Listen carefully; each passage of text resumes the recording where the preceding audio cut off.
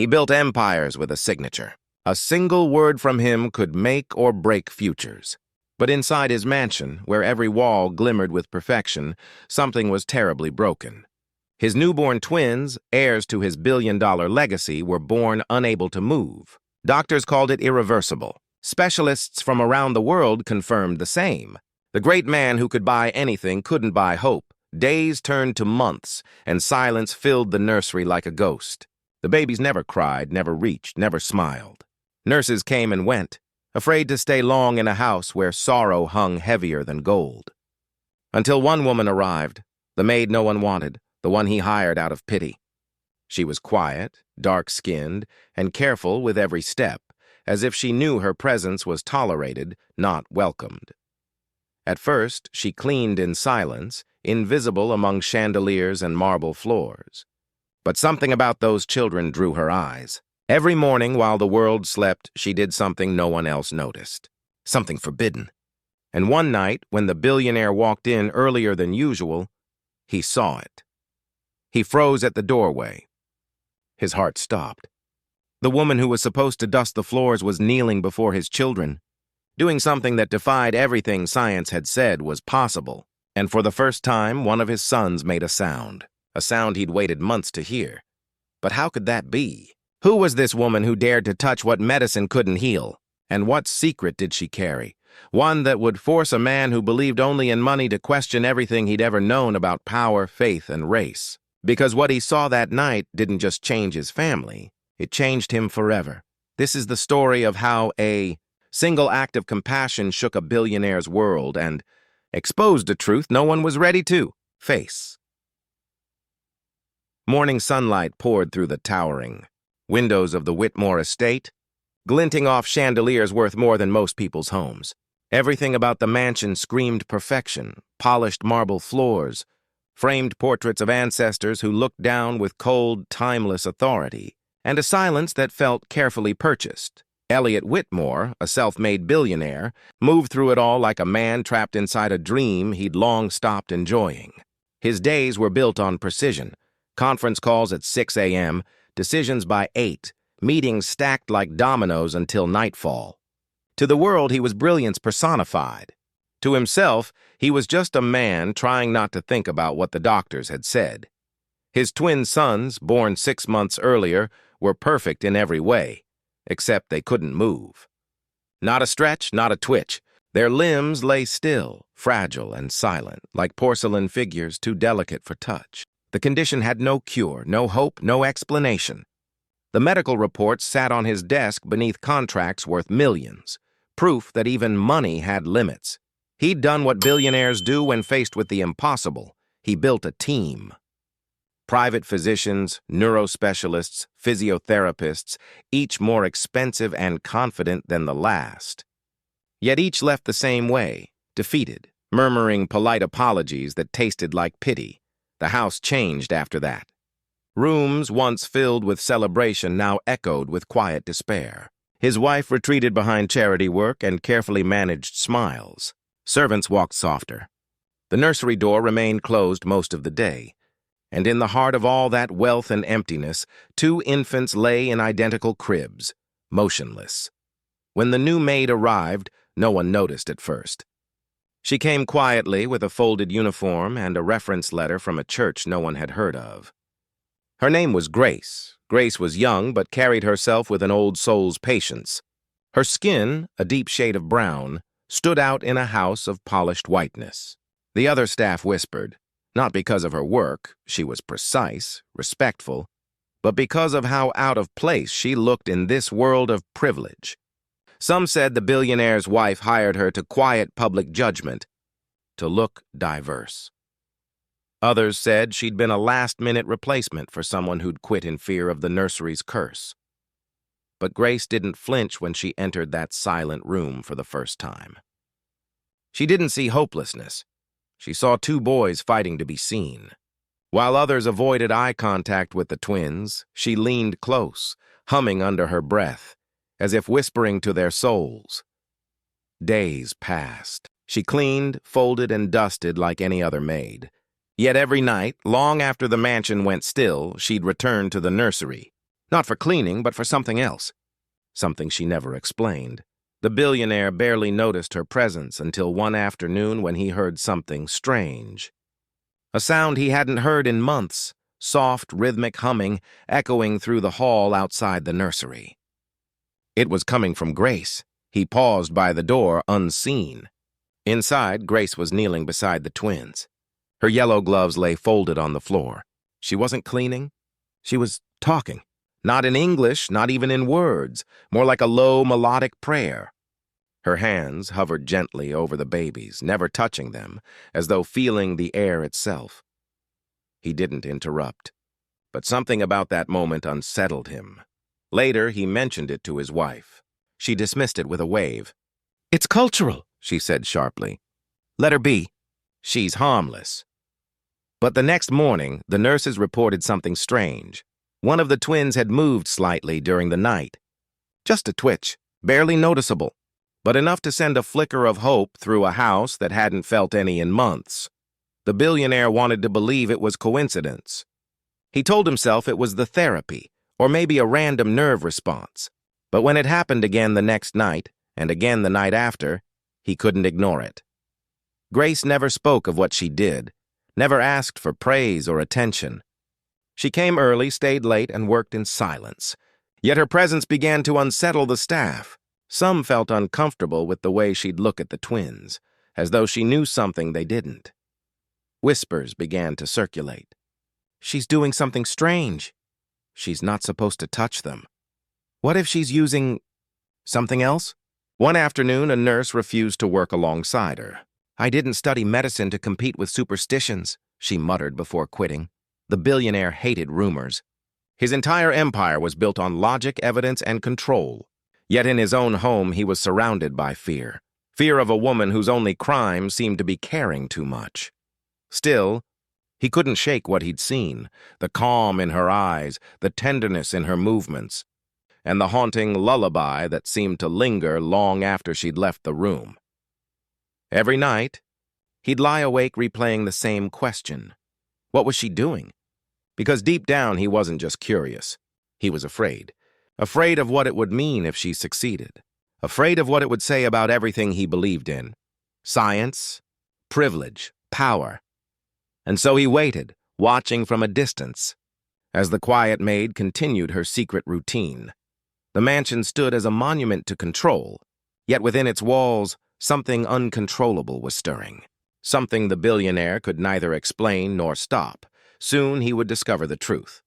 And when he did, it would not only challenge his beliefs, it would expose the invisible walls he'd built around his heart, and the world's cruel idea of who was worthy of a miracle. Because sometimes, the greatest battles aren't fought in boardrooms or laboratories, but in the spaces where humanity dares to question itself. And this story, his story, was just beginning. The house began to breathe again, but it was not the gentle breath of relief. It was the strained inhale of something dangerous waking up. Hope moved like a rumor through the marble halls, thin, fragile, and easy to crush. It spread from a nurse who didn't want to be the first to say it, to a butler who tried not to sound foolish, to a mother who held her face like glass so it would not shatter under the pressure of wanting too much. The staff used new words carefully, words like progress and possibility, always wrapped in a disclaimer, always followed by an apology to science. No one said miracle. Not yet. Grace kept to her routine, quieter than ever. She arrived before the gardens warmed under the sun and left when the streets outside gathered night. She cleaned without error, and when no one was looking, she drifted to the nursery as if guided by a current only she could feel.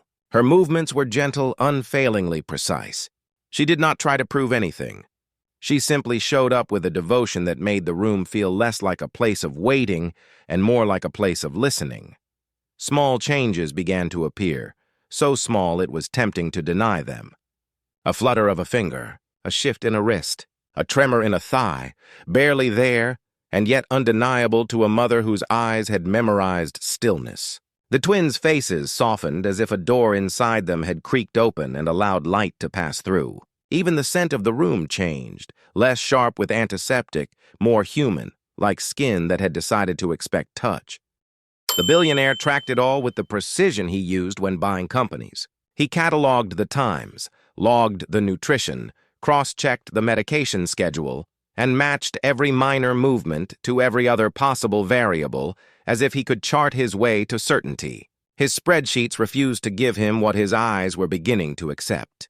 The pattern pointed not to a drug or a diet or a medical device. It pointed to presence. It pointed to grace. He didn't like being pointed. The first crack appeared on a Tuesday afternoon when the head nurse submitted a report that felt less like caution and more like accusation. It described an unapproved practice taking place in the nursery after hours. It used words that had been organized to sound professional but were heavy with something else. The quiet suggestion that the maid's skin carried with it something unsanctioned, something outside the borders of respectability. The document avoided certain terms, but the absence of the words made their shadows bigger. Folk, ritual, magic. The kind of language people used when they were afraid but didn't want to admit what they were afraid of. By evening, risk advisors had weighed in. Their emails were composed in the cool grammar of liability. They warned of exposure, reputation, the volatility of public opinion. They reminded the family that the world loved to eat the wealthy alive and that any story involving children, disability, and a woman like Grace could turn savage in a second. The recommendation was simple. Restrict access, formalize protocol, place cameras, grant medical personnel final authority. They called it safeguarding. They did not call it what it felt like to Grace. Shrinking. A new policy arrived the next morning without the courtesy of discussion. It had a title crafted to sound humane and 3 pages of boundaries that said otherwise. It allowed Grace to clean the room but not linger, to check linens but not touch skin, to hum only if headphones blocked the sound from others. It moved her from participant to shadow. She read the policy without reacting. Then she folded it in half and tucked it into her apron the way a person might put away a photograph they intend to keep safe when others would rather it be destroyed. The staff noticed that she obeyed. They did not notice that she adjusted time itself around the rules. She rearranged tasks so her hands would be free when the twins woke earlier than scheduled. She used the minute between a nurse's exit and a nutritionist's arrival to lean close and let her breath meet theirs. She learned the camera's blind spots not to deceive, but to defend, to shield the boys from becoming a spectacle in their own home. The boys responded. It was not dramatic, not a sudden leap into motion, but the kind of steady, insistent improvement that steals its own legitimacy because it refuses to be sensational. One began to track light more clearly, eyes following a beam across the ceiling like a promise moving. The other discovered sound, not the blare of machines, but the rhythm of Grace's humming, the low, steady tone that floated like a rope for a drowning swimmer to grasp. Word of the changes reached the billionaire's boardroom before it reached his heart. A senior partner referenced positive pediatric markers during a break between negotiations, as if it were merely an investment performing slightly above expectations. An investor sent flowers with a card that congratulated the family on their fortitude. The note sounded kind and yet carried a quiet assumption that whatever good was happening belonged first to money, and only after that to human hands. The house split into 2 kinds of people. Those who smiled at Grace as if her presence were a cute coincidence, and those who tightened around her as if goodness had no right to spring from a woman like her unless it could be converted into a line item and placed under approved activities. She felt the difference in the way doors opened for her, quickly when there were witnesses, slowly when there were not. She felt it in how questions were asked. Not what are you doing, but who do you think you are? The answer, if anyone had cared to hear it, would have been simple. She was someone who had been raised to understand that bodies speak languages before they make sounds. That touch, even the touch of air, held memory. That singing is not only music, but a way of aligning breath with will. Her grandmother had taught her that healing sometimes begins when the world stops stripping a person of their sense of belonging. But the house was not built to listen to women like her. It was built to keep them out of certain rooms unless invited to clean. Pressure increased as tiny victories accumulated. The head nurse, threatened by the possibility that her expertise could be overshadowed by a maid's intuition, doubled the regimen of clinical interventions. More electrodes appeared. More routines were enforced. More measurements were taken. The nursery began to resemble a lab arranged by fear. Grace moved through it with care, never arguing, never pushing, but refusing to let the room redefine the boys as data. The billionaire watched the tug-of-war without acknowledging that he was already being pulled. He visited the nursery at odd hours as if searching for an answer that would absolve him of the need to choose. He wanted evidence that would allow him to keep faith with the world he knew, an elegant order where credentials were crowns and power could be insulated from the discomfort of humility. Instead, he found a maid who kept making space for something that could not be graphed. He found two boys who had begun to anticipate her footsteps with a spark in their eyes that no chart could quantify. The first collision came on a Sunday night when a temporary nurse, weary from double shifts and simmering with contempt that barely disguised fear, took a photograph she never should have taken. The picture caught Grace in the soft glow of a nightlight, kneeling with her hands hovering above a tiny chest, her eyes closed as if listening for a signal inside the child rather than from a machine. The nurse captioned it with a sentence that turned tenderness into superstition. The post spread faster than the truth. Within hours, strangers were making judgments about a woman they had never met. Some demanded that the family remove her immediately for endangering the children with unlicensed practices. Others accused the household of treating her like a prop to avoid addressing real medical failures. A few voices tried to be generous and still failed, praising her spiritual efforts in a way that sounded suspiciously like patting her on the head. What none of them asked was how a home could be so full of resources and still require a maid's courage to reintroduce its children to their own bodies.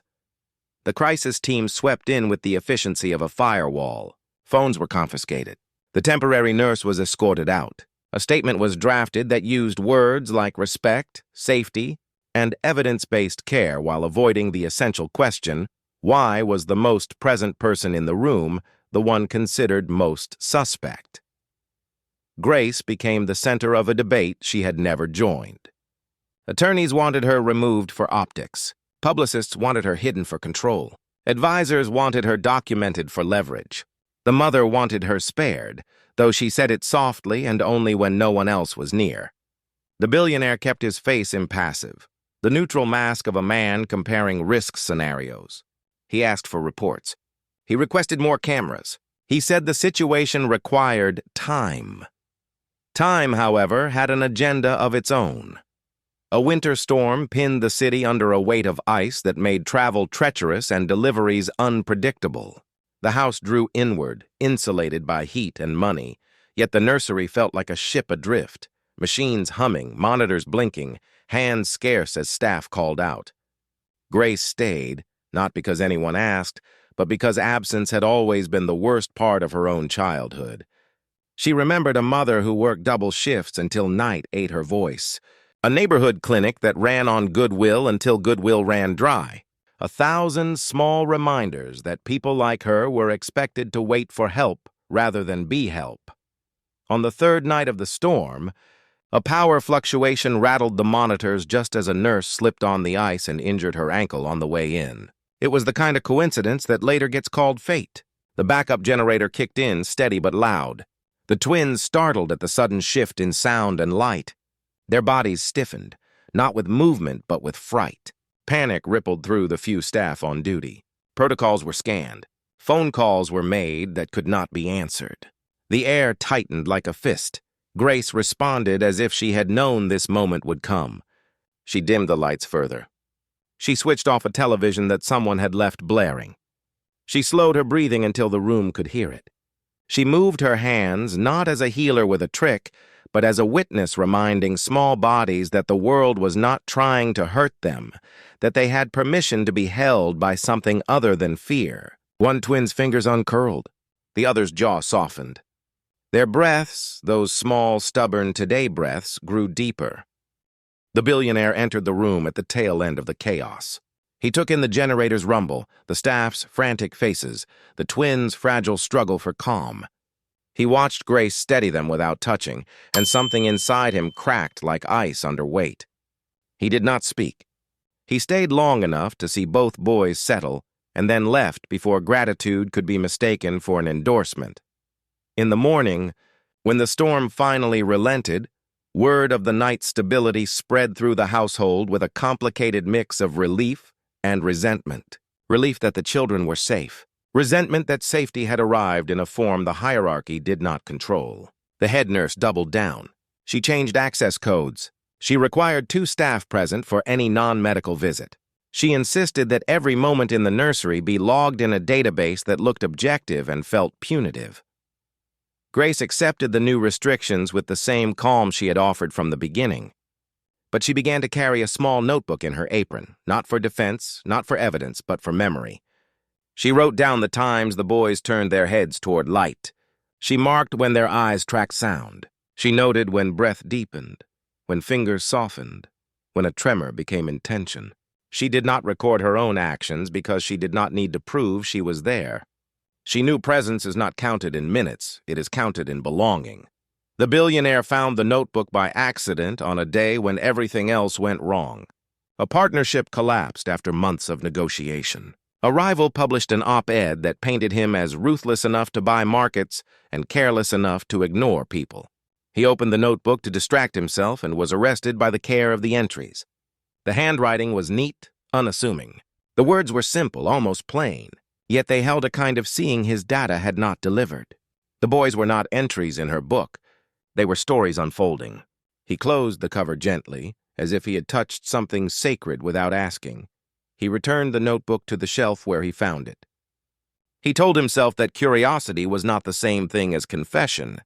Then he ordered a full evaluation from a leading pediatric research center, not to expose Grace but to settle himself. If improvement existed, he wanted proof that fit the world he knew. If it didn't, he needed the illusion extinguished before it made him soft. The evaluation arrived as a traveling court disguised as care. Specialists entered with rolling cases and clipped name badges, faces polished by conferences and success. They set up new equipment, drew more blood, asked baseline questions that treated the family like subjects under a dome.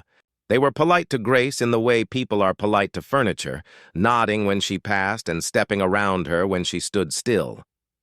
She recognized the choreography immediately. It was the same dance she had learned as a girl in spaces where her existence was tolerated as long as it did not occupy too much oxygen. For 48 hours, the twins were measured with an intimacy that did not feel intimate. Their toes were flexed, their pulses recorded, their eyes mapped with a technology that wrapped human wonder in cold precision. The results arrived as a thicker-than-usual file that smelled faintly of printer ink and institutional certainty. The conclusion was cautious but clear. Emerging indicators of neurological responsiveness. Unexpected variability in muscle activation. Recommendation to continue conventional therapy while monitoring anecdotal reports with skepticism. It was the language of people who refused to be surprised, even when faced with surprise. The billionaire read the summary twice. It said something was happening without admitting how. It validated progress without identifying origin. It gave him nothing he could hold except a growing unease, that the truth lived outside the glossy borders of his world. The research team requested to observe the household, under ordinary conditions. What they meant was, show us what you do when you think no one is watching. The head nurse scheduled demonstrations of therapy routines and feeding protocols. She did not schedule Grace, yet the observers noticed her anyway. They saw how the boy's eyes moved toward the door when her shoes softened along the hall. They saw how breath steadied when she was near, not because of a technique, but because of trust. They recorded none of it.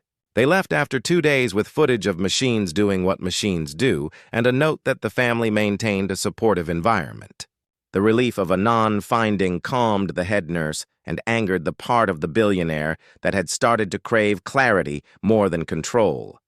The house resumed its rhythm, but the rhythm felt forced, like someone keeping time with a metronome while the real music pulsed offbeat. Grace continued her quiet rebellion of tenderness. The twins advanced in increments that would be invisible to anyone who had not studied stillness. One learned how to close his fingers around a fabric edge.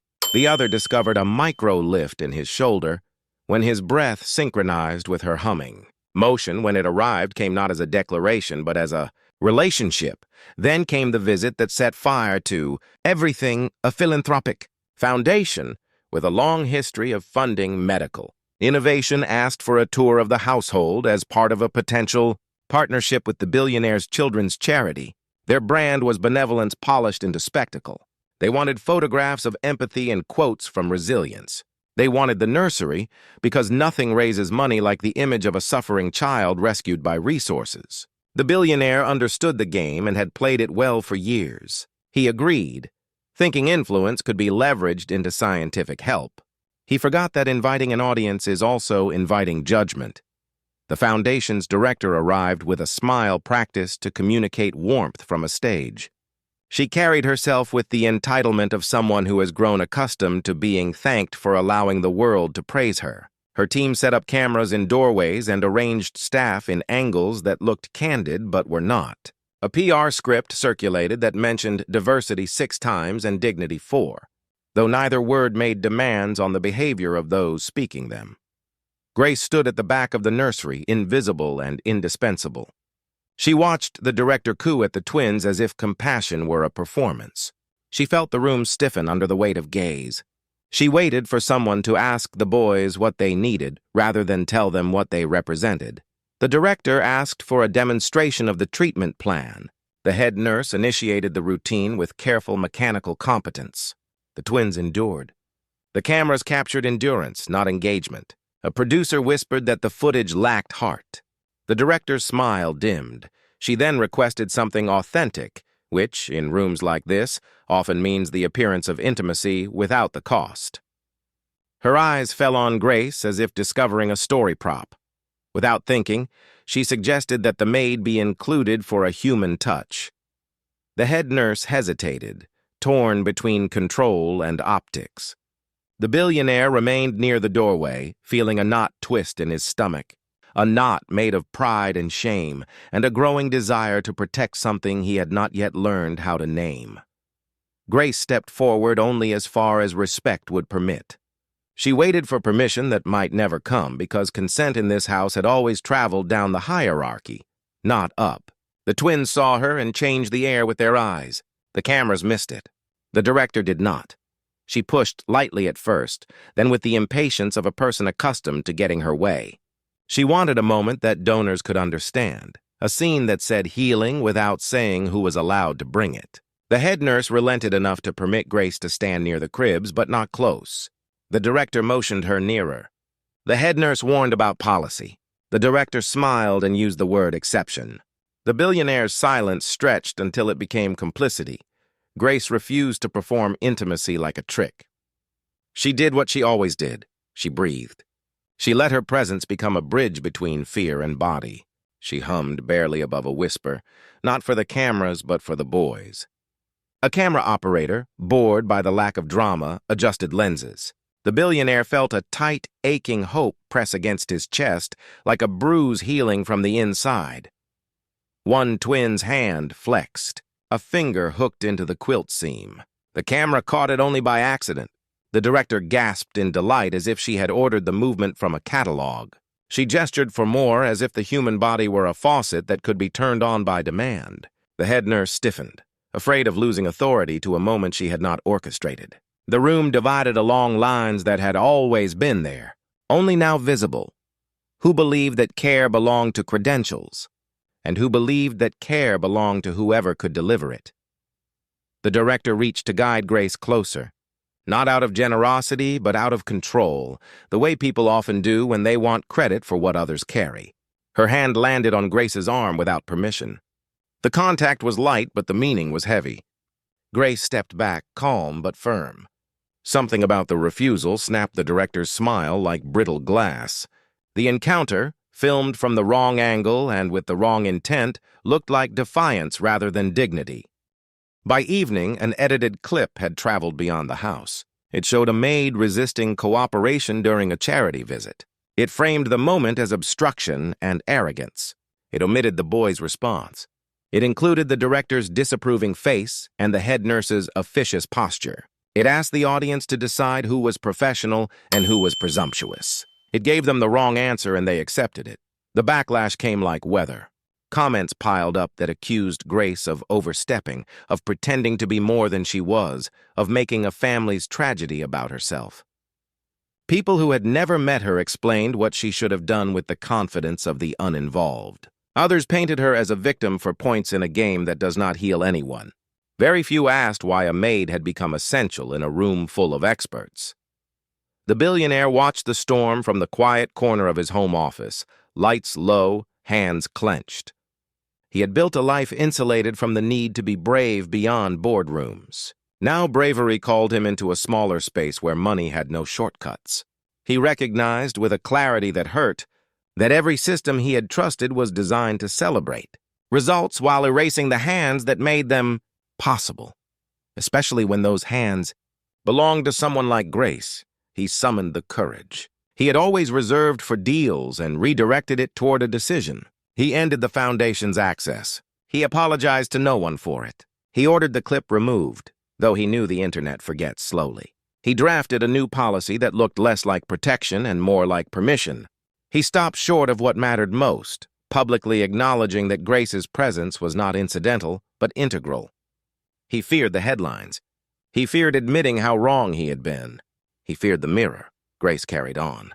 She showed up with the same steadiness, as if nothing had happened and everything had. She did not ask for gratitude. She asked for room to work. The twins, in their quiet way, asked for her. The next shift of fate arrived not as drama but as accident. A junior technician rushing to replace a sensor unplugged the wrong cable.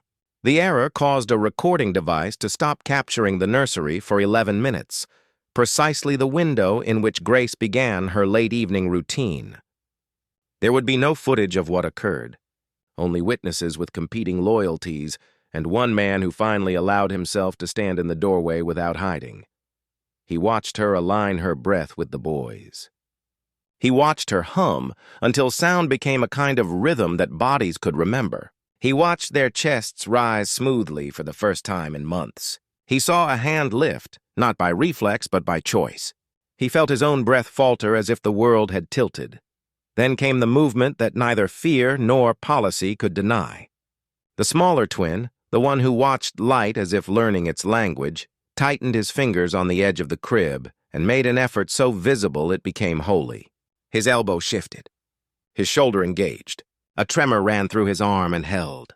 He did not accomplish a grand gesture. He accomplished intention. The room recognized it. So did the billionaire. He stepped forward without meaning to.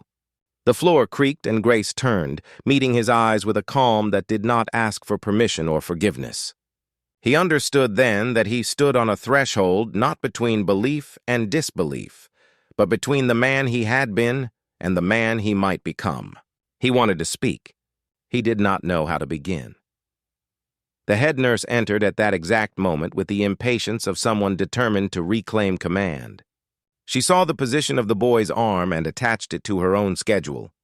She spoke in the clipped tone of ownership disguised as care.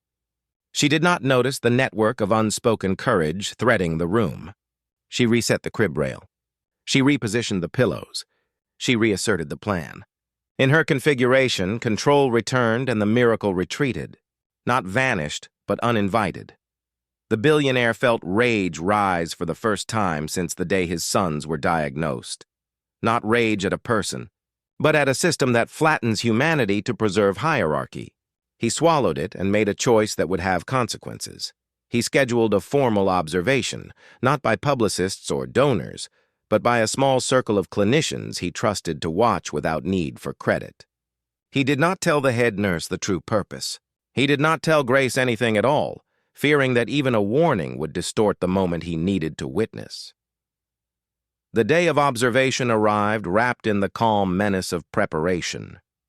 The clinicians took seats along the wall like jurors who wanted to be there but wished they did not have to decide.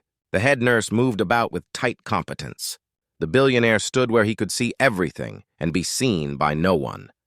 Grace entered with her steady step and a softness that made the room's hard edges feel embarrassed. She began, as she always did, without announcement. She breathed until the hum of machines adjusted to the hum of a voice the boys trusted. She offered presence instead of performance. The clinicians watched with polite skepticism that shrank with each minute. The boys responded with the dignity of bodies rediscovering themselves. Then, just when stillness had gathered enough to be protective, chaos tore it open. A family member, an uncle 2 times removed and 3 times entitled, fresh from a private flight and swollen with opinions, burst into the nursery uninvited. He had come to check on things, which in his language meant exert control and leave before consequences required staying. He saw Grace leaning close to one of the boys and misread care as trespass. He reached for her arm with the reflex of a man who had rarely been told no. Everything after that happened both too quickly and too slowly. Grace stepped back with the instinct of survival learned young and practiced often. The uncle stumbled forward, bumping the crib with a clumsy elbow.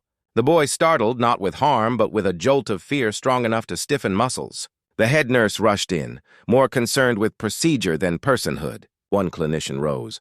Another hesitated. The billionaire moved as if underwater, hampered by the shock of recognizing in the uncle an older version of himself, the self who trusted force over listening. The moment broke without catastrophe, but the spell of safety broke with it. The clinicians recorded the interruption as a note. The head nurse used the disturbance as evidence that open access invited chaos. The uncle left in a flurry of self-justification that smelled like power trying to disguise the scent of ignorance. Grace returned to her place as if reclaiming ground. The boys, brave despite the shock, searched for her face and found it. They steadied. The observation concluded without the dramatic proof the billionaire had hoped for. Improvement had been subtle again and now diluted by disruption. The clinicians produced an interim summary that said what summaries say when the truth is not fully visible. More study required. He thanked them with a politeness that cost him more than money ever had. He dismissed the head nurse early. He walked the halls until the house felt like a museum of decisions he had made to avoid making others.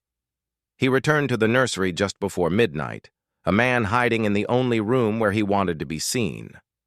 Grace was there, as if the day had not bruised her.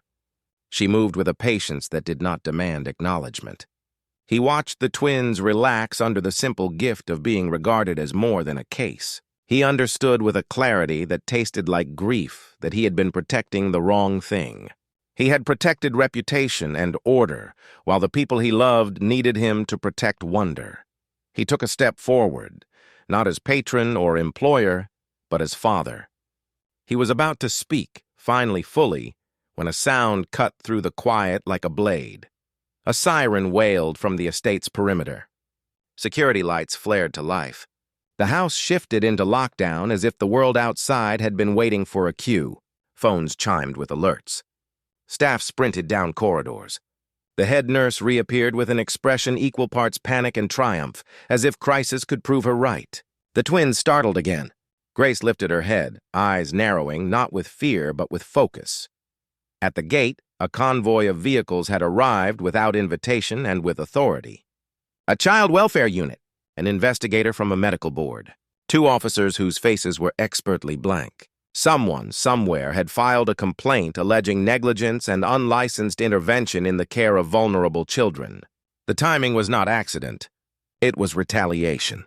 The Directors' Foundation, stung by the canceled partnership and hungry for vindication, had fed the right rumor to the right ear. Systems, when threatened, defend themselves by finding an easier target.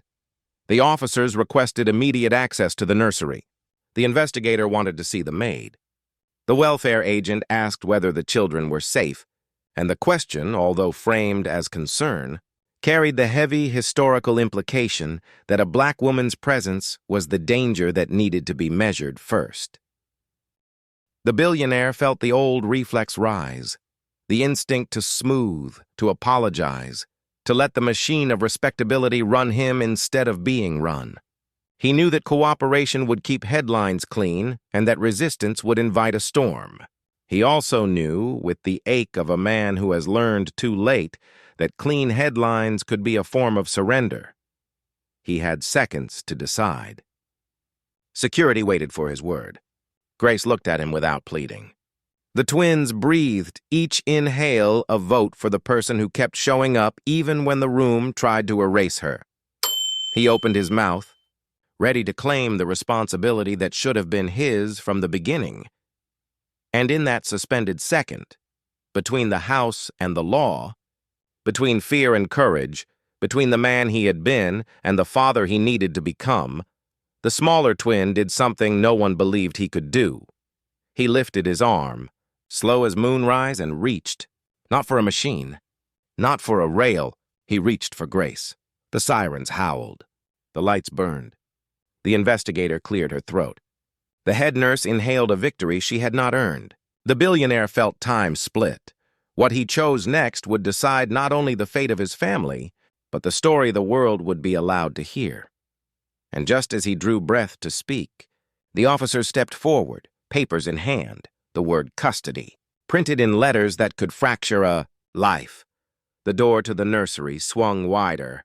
Everything froze, then everything moved. The officers stepped over the threshold as if the doorway were a border and the nursery a foreign country that required occupation. Papers gleamed in their hands like blades polished for clarity. Behind them, the investigator's briefcase clicked, a small, officious sound that set nerves thrumming.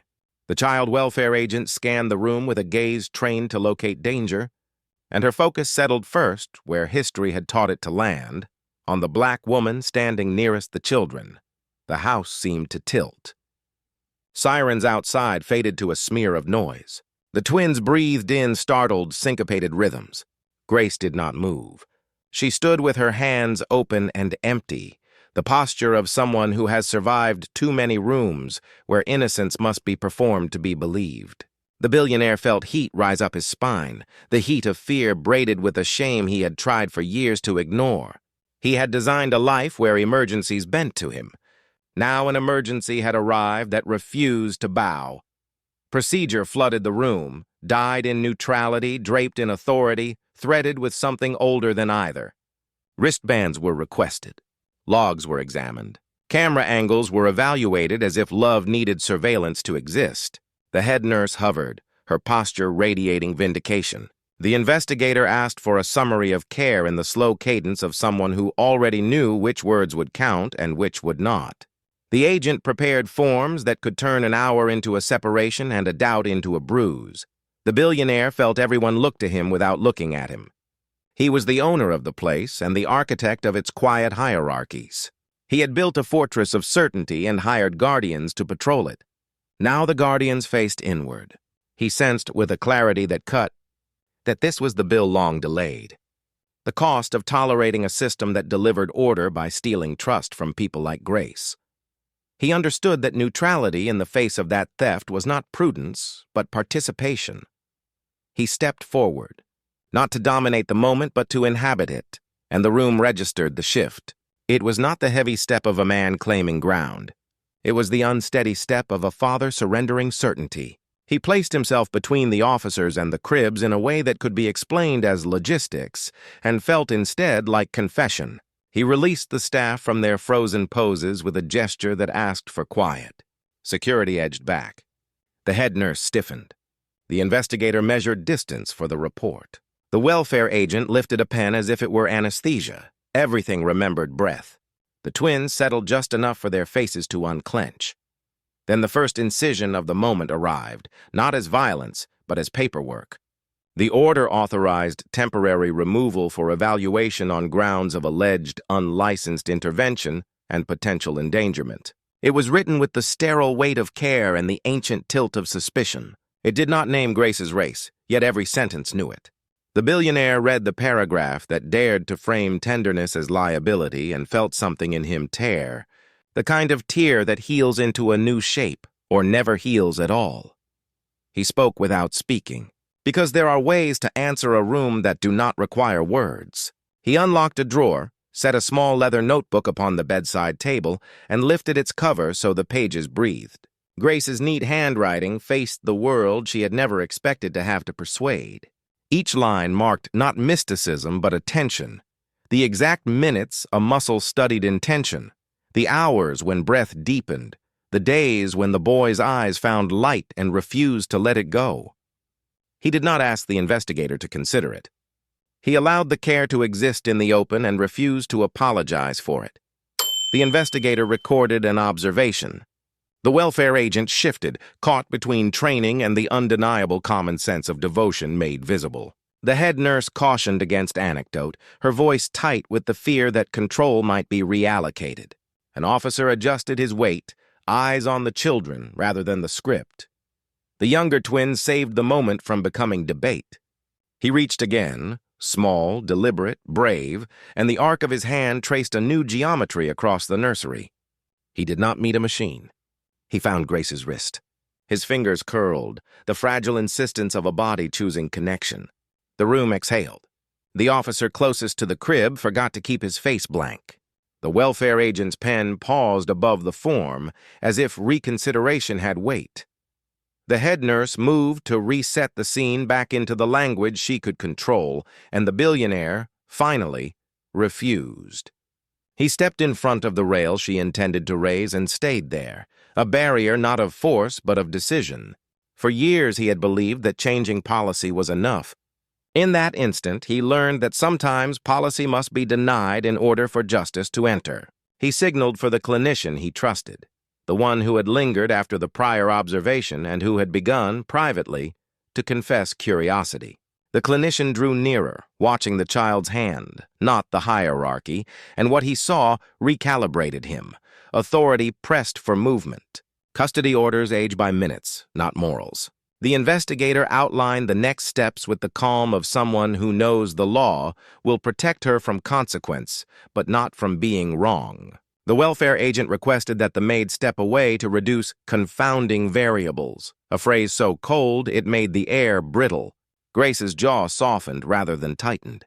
She had learned long ago that brutality sometimes arrives dressed as reason. She took a half step back, not in surrender, but in strategy. The child's fingers tightened, and the small sound of skin against fabric was louder than the siren outside. A choice demanded itself. The billionaire could yield and let the boys be uprooted into institutional light, a decision that would be described as responsible and would be remembered by their bodies as abandonment. He could fight with lawyers and buy delay, an act that would protect reputation while leaving Grace exposed. Or he could do the thing he least understood and most needed. Tell the truth with his whole self. In public, with names, with risk. He chose a fourth option, the one that lived at the intersection of courage and consequence. He stepped aside from the bed, positioned himself in the frame of the nursery camera, and initiated a live stream to the single audience he could not manipulate, whoever chose to watch without edits. He spoke as a father and as a man with power finally willing to spend it on something that did not increase itself. He described the twins' condition, the failure of every conventional road, the arrival of Grace, and the pattern that neither data set nor ego could deny. He confessed complicity in a house organized to make people like her invisible. He named the Foundation's retaliation without ornament. He invited scrutiny of himself and protection for her. He did not request permission. The PR team tried to interrupt. The crisis manager sent messages that stacked on the phone like sandbags. Somewhere, a board member fumed. Elsewhere, an investor drafted a letter. Inside the room, history shifted, not because of the stream, but because a man who had hoarded safety extended it to someone the system had marked as expendable. The stream multiplied across screens that had watched the earlier smear. Viewers saw a billionaire kneel, not as theater, but as recalibration. They saw a maid shaded by policies that claimed to shelter children while refusing to acknowledge the human who had sheltered them most. They saw a child reaching in a way medicine could describe and humility could honor. The internet, unpredictable as weather, did what it sometimes does at its best. It made space for other witnesses to step forward. A physiotherapist in another city wrote about similar responses to non-traditional sensory work. A neonatal nurse described a patient who stilled under song when machines failed to soothe. A mother posted a memory of a stranger's hand that had taught her baby the courage to breathe. The comments did not redeem the moment, but they punctured the illusion that it existed alone. The officers hesitated under this new light. The investigator frowned at the complication of being watched while executing an order authored in the quiet. The welfare agent weighed the damage that removal might inflict on bodies that had just begun to recognize their own agency. The head nurse retreated half a step, a small admission that control had cracked. Then the door opened again, and the worst of it arrived. The foundation director entered with counsel, her smile stripped now of polish. She had brought authority from elsewhere, a court liaison with the power to harden a recommendation into an imperative. Retaliation rarely announces itself as vengeance. It comes dressed as civic duty. She framed the situation as safeguarding and the household as indulgent. She described Grace as a risk because she did not fit a category the policy could reward. She offered donors as witnesses to the family's need for structure. She positioned herself as the custodian of the proper narrative. She recited the metrics of generosity as if they were absolution. The billionaire listened with the stillness of someone tracking a predator. He understood at last the bargain he had made for years: access in exchange for silence, praise in exchange for compliance, influence in exchange for complicity. He experienced in a single pulsing instant the difference between charity and justice. Charity keeps the giver safe. Justice changes who is allowed to give and who is allowed to be seen as the giver. He ended the performance by refusing its stage. He revoked the foundation's privileges. He acknowledged publicly that his judgment had bent to optics. He placed the notebook in the hands of the clinician and requested, on record, that the observation be repeated now, in the presence of the officials, under conditions that honored the child's consent rather than the camera's appetite. He anchored the request in the principle the system itself claimed to serve: the best interests of the children. He declared that the boy's best interest had names, and one of those names was Grace. The room tensed toward conflict, and conflict arrived. The court liaison insisted on removal. The officers moved with reluctant obedience. The welfare agent flinched at the prospect of wrenching tiny bodies away from familiarity in the name of an abstract. The investigator drew a breath that sounded like a closing door, and then the twins made a sound that no one expected. Not crying, not panic, but a sound of recognition. A low, urgent insistence that pulled attention toward the person who had taught their bodies the possibility of home. Grace answered with the only instrument she owned that the room could not confiscate: her presence. She stepped within reach, letting her breath lead theirs. The smaller twin settled first. The older followed. The monitors agreed. Oxygen leveled, heart rates smoothed. Numbers validated what devotion had forged. The welfare agent lowered her pen. The officer nearest to the bed no longer moved.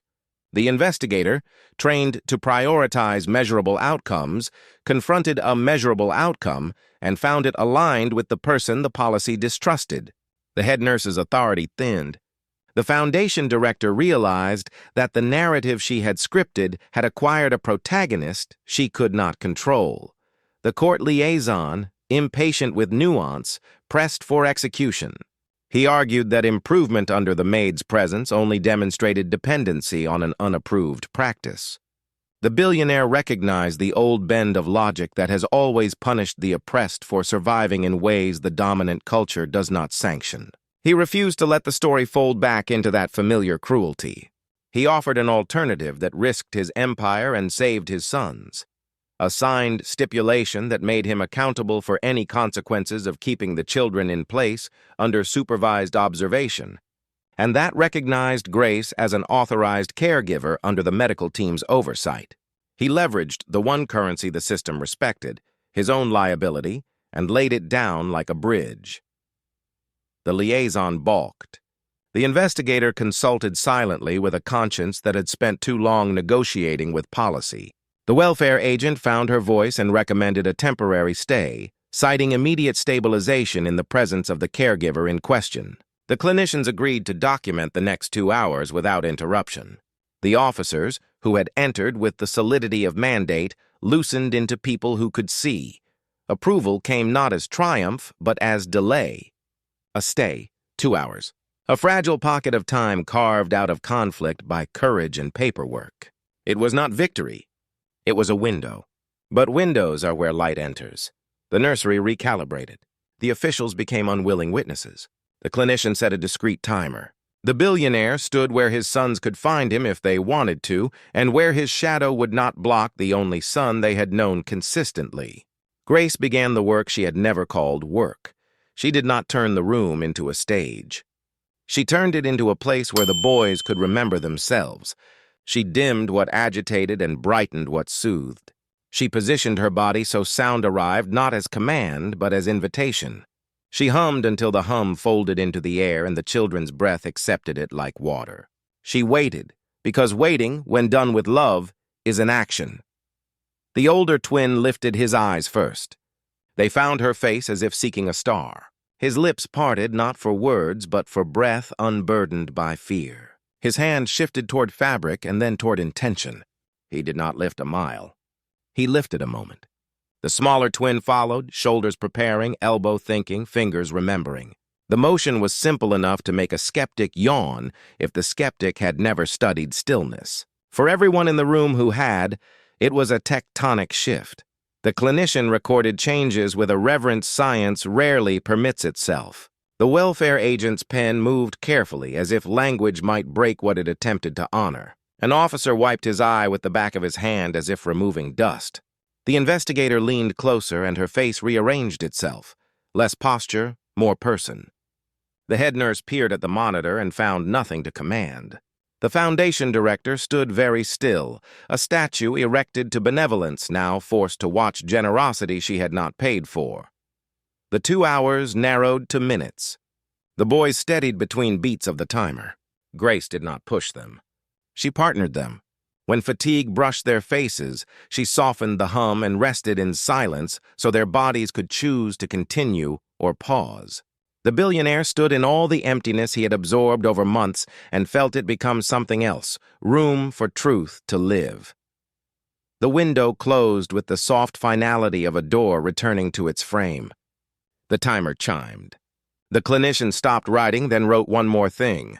The welfare agent signed her recommendation. The investigator lifted her eyes and held the billionaire's gaze, and what passed between them was not absolution, but agreement on a fact.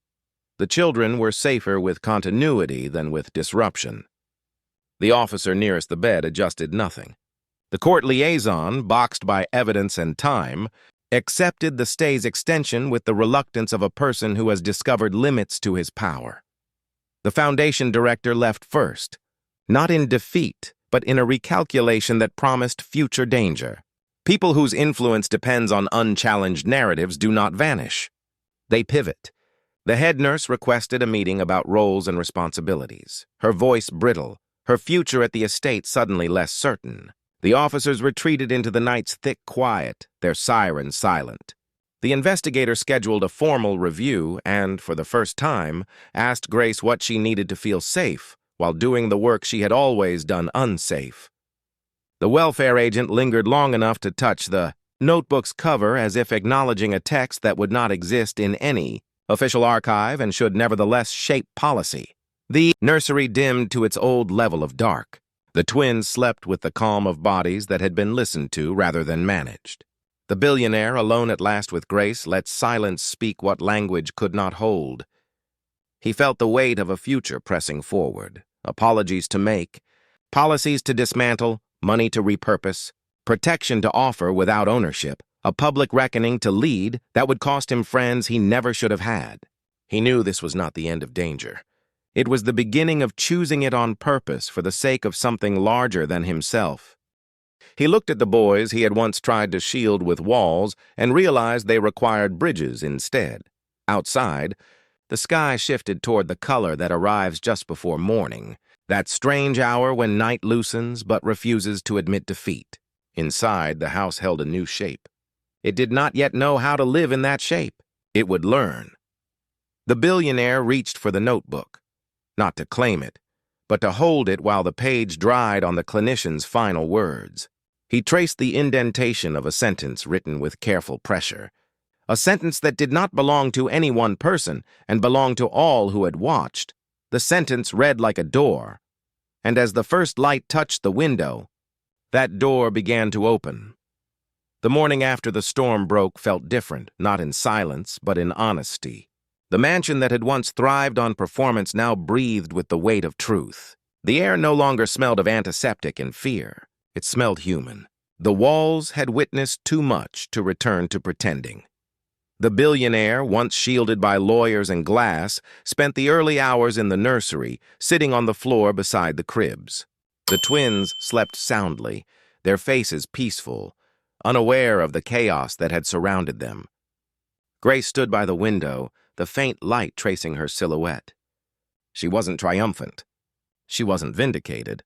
She was just still, calm, steady, tired.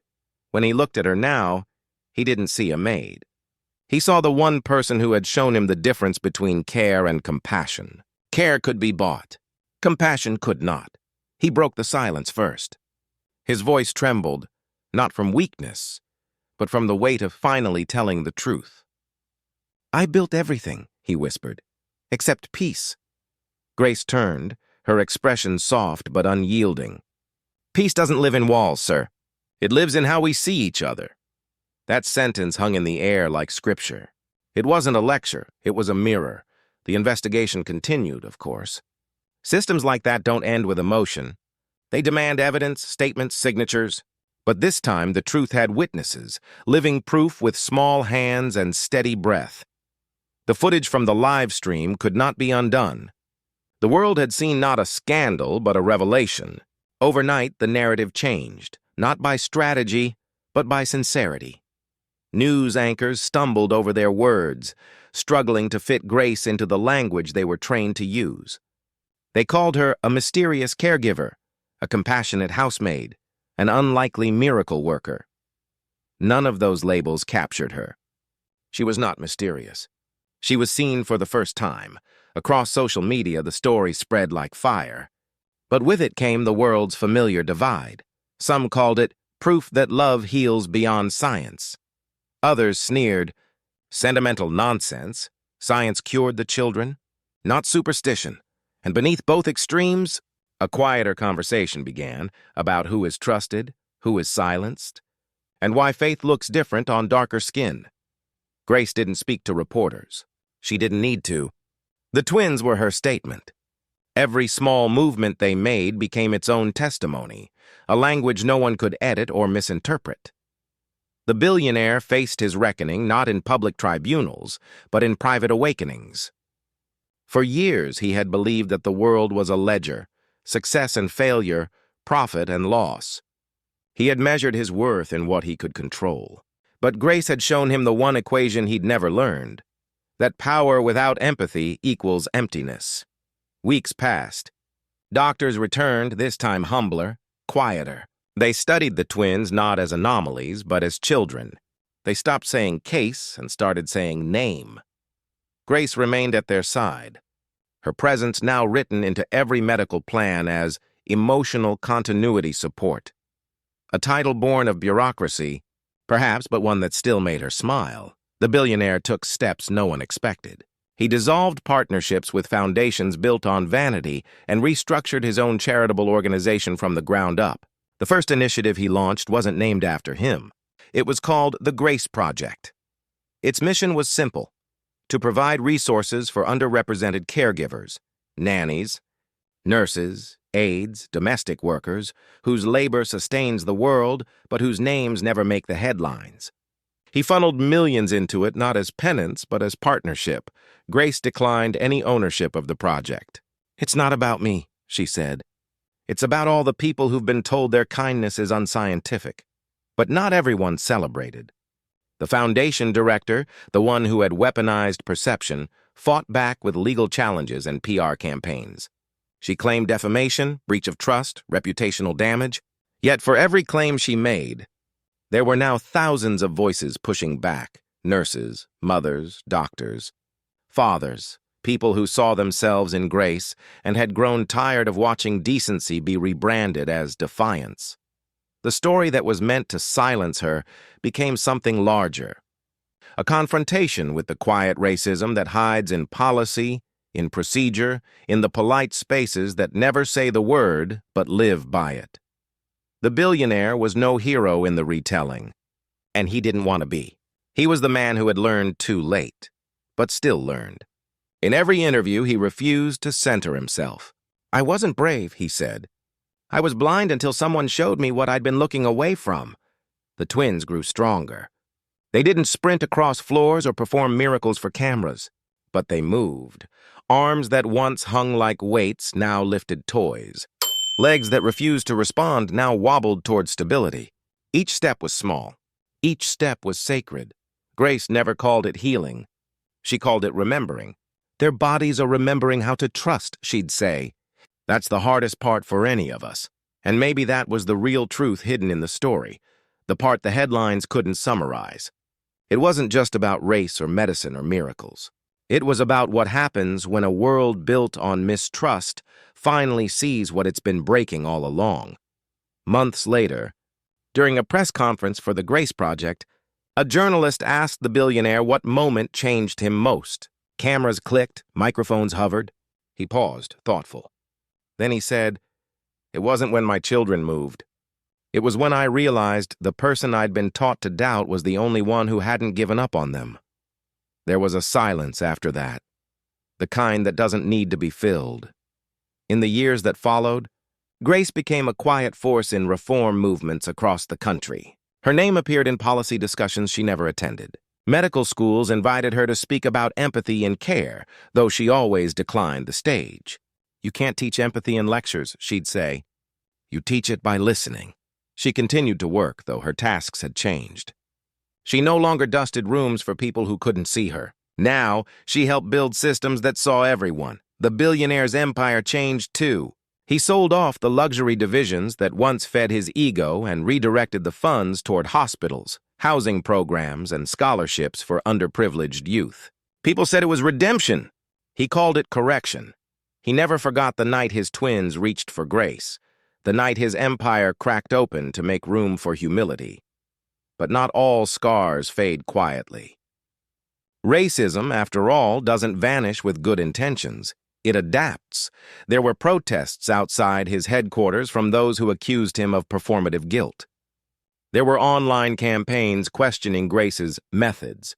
There were journalists who twisted compassion into controversy. Yet through every wave of noise, the truth endured, carried by the two children who had once been still and now refused to stop reaching for light.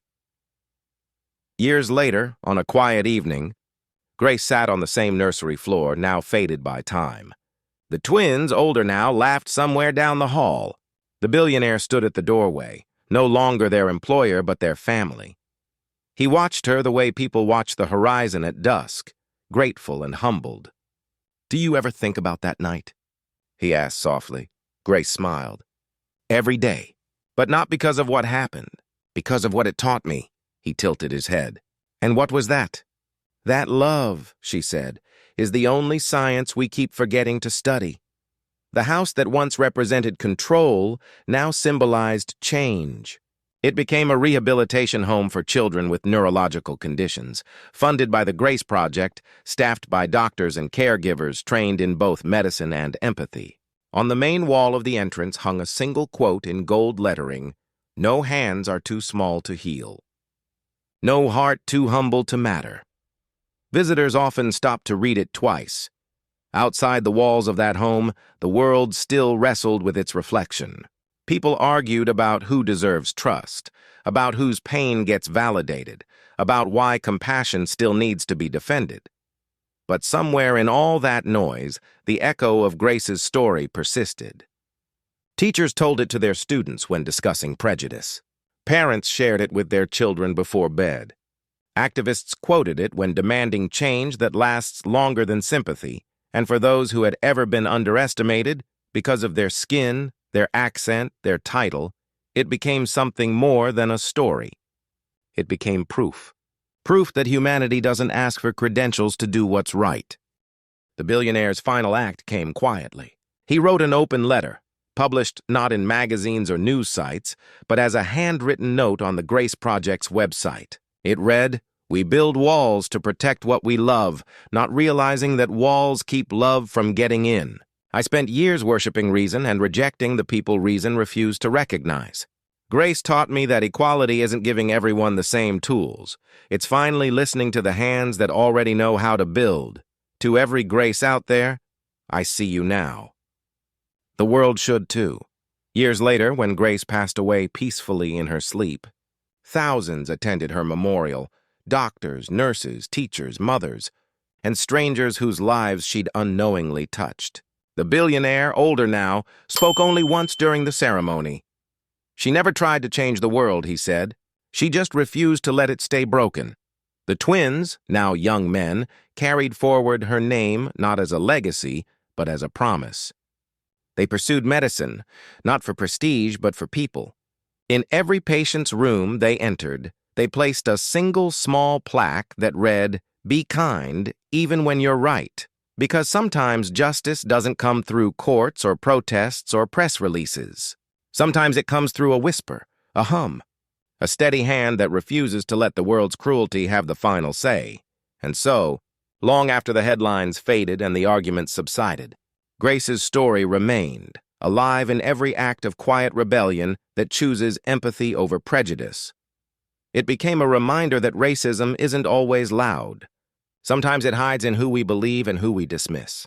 Sometimes the difference between oppression and healing is simply who gets the microphone. But Grace didn't need one. She had something louder. Truth lived out, quietly, every day. So the next time you walk past someone society calls less, remember her. The next time you see injustice wrapped in professionalism, remember her. The next time you hear someone say, "That's just how things are," ask yourself, who benefits from keeping them that way? Because the world doesn't change when the powerful speak. It changes when the unheard are finally listened to. And if one maid in a mansion could shift the balance of an empire, what's stopping the rest of us?